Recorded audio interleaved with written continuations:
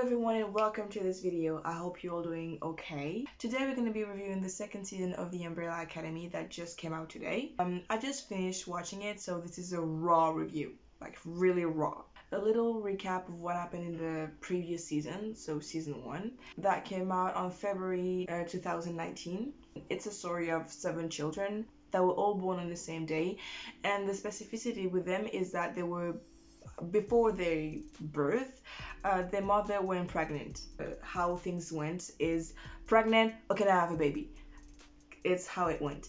And there's this scientist who heard about it and who absolutely wanted to have some of those babies. So they were all raised by this scientist who wanted to I guess use the superpower because they have superpowers. This scientist dies, and one of the guy in the family, the guy that the scientist adopted, number 5, time traveled, got stuck in the past for 45 years apparently. Then he went back to his family after 45 years of being alone, and when he time traveled, he realized that something caused the apocalypse while he wasn't there, and when he went back, kind of, he tried to like save the world basically, and it didn't work as he planned. It didn't work at all actually. The world blew up and they were in the middle of it. Since I'm gonna spoil, okay, just so it can be clear, I'm gonna spoil everything in the first and the second season because I don't have time to try not, but I'm gonna spoil. So since the one causing the apocalypse was one of their sister, Vanya, or number 7, they wanted to stop her but they didn't succeed, and the only way for them to 1, save the world, and 2, save themselves was to, at least the only way they found, was to jump in time backwards. And this is the second season. So we start this second season with them landing in an alley in the 1960s.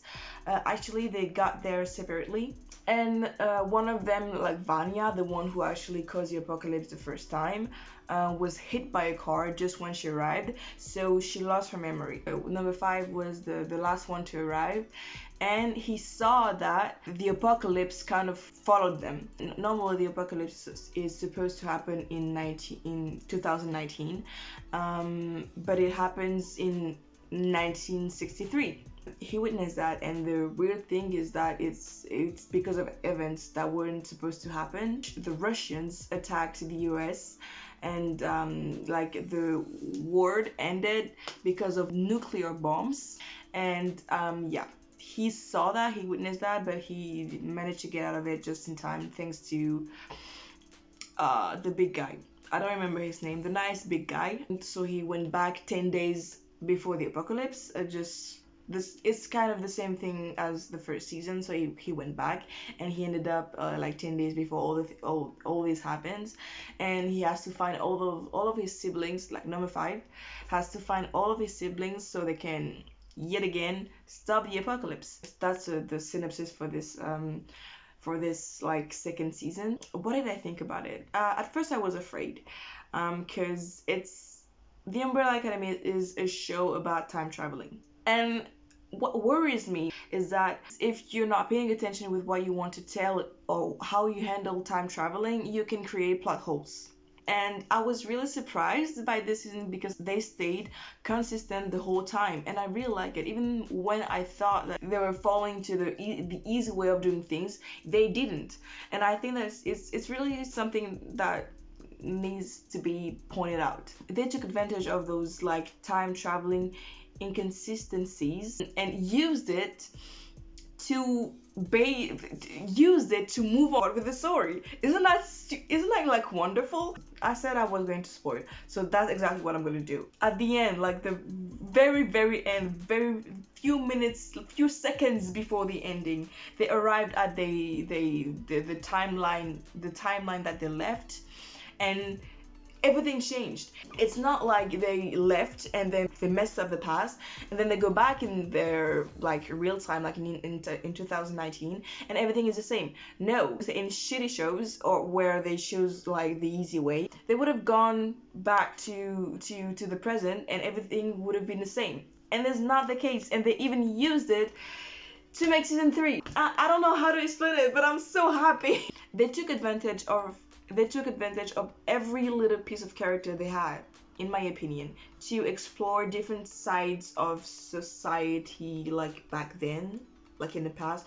Of course, in the US, like segregation, for example. Allison is a black girl, so of course, if she arrives in the 1960s, everything is not going to go well for her, because it wasn't a period of time where black people were allowed to do everything they wanted outside. So the fact that they took that into consideration and actually tried to tell a story with that is really something that I enjoy. Same with like the LGBTQ problem. Klaus's ex-boyfriend, I guess, like he didn't know his sexuality yet, and just it's just not a good period to be like gay or anything.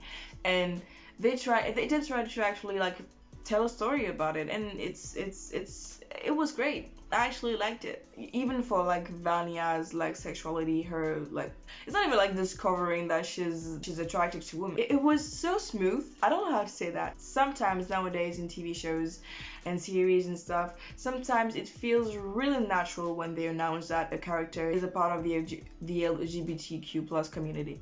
But here it didn't feel natural at all. It felt really like smooth and stuff, and I really liked it. Now if I go deeper into like each characters, how they developed them, it's also really interesting. The part with Diego is really interesting to me, and was really annoying as well, because he like bringing up JFK all the time, we have to save him, was really annoying. I don't know if I was the only one being like, okay, yeah, we get it, but I think you have all the things to care about, so just move on.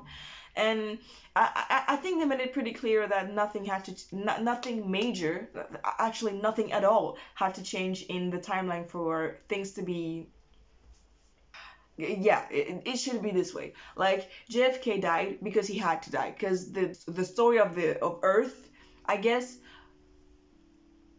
was supposed to be like that. So him just arriving and being like, I'm gonna save him, no. If you save him, you don't know what are all the consequences that are going to come out of what you just did. So please just let things be. I think the JFK thing was really here to show us how his hero complex was strong, because basically at the end of the day it was just that, him being like, I have to save him because he wanted to be a hero. And I guess that it was important to accentuate this kind of obsession with JFK, but to me it was kind of annoying. It served a purpose, but it was annoying. Maybe it was the goal. If it was a goal, congratulations, you succeeded. But yeah. And something else also that I want to say is I really wanted to see a little bit more interaction with Ben, maybe between Ben and Klaus, because it was really a funny like duo, and we got a little bit more of that during the season, I guess. But I wish I could see him more, because he looks really interesting and funny and like a really good character, and I'm a little sad because by the way things looks like, I kind of feel like he's going to be in the next season, but it's not going to be the same Ben. And I like this one. And I didn't have enough of him. And this show had me, whoa. Like literally, it's been a long time since I haven't been like watching something and be like, what the fuck just happened? I don't understand. You must know what I'm talking about. Like when Dr. The scientist, I don't remember his name, sorry.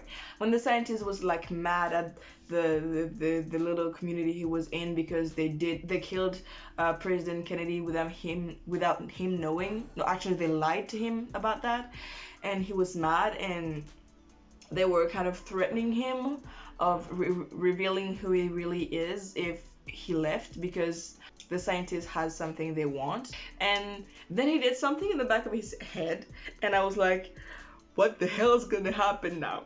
And he unzipped something, and he he revealed his true face, and I was like, no, he's an alien or something. And I was like, what the fuck? What the actual fuck? The guy's an alien, and that just came out of nowhere. I mean, nothing surprises me anymore. When I saw the fish, I was like, what the fuck? And then I remembered that in the first season there was a talking monkey, so why am I surprised? There's nothing to be surprised of anymore. I mean, this show never ceases to surprise me. And I absolutely love it. That was a good experience. I liked it. And I can't wait to see what's going to happen during the next season. So, that's all I wanted to say. Thank you for watching this video. If you liked it, like it, and subscribe for more. Bye!